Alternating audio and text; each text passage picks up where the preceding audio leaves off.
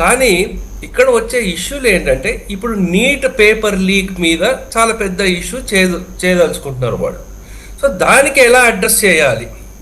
So ఇప్పుడుండే education minister గారిని తీసేయాలని అంటున్నారు.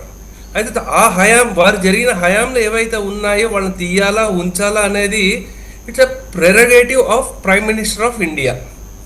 సో అందు గురించి ఒకటి మనం అందరం ఒప్పుకోవాల్సింది ఏంటంటే, మనకి గవర్నమెంట్ నచ్చినా నచ్చకపోయినా, ఆ వ్యక్తి నచ్చకపోయినా ఆ పదవిని గౌరవించాలి. మీకు ఇక్కడ రేవంత్ రెడ్డి గారు నచ్చినా నచ్చకపోయినా వారిని గౌరవించాలి.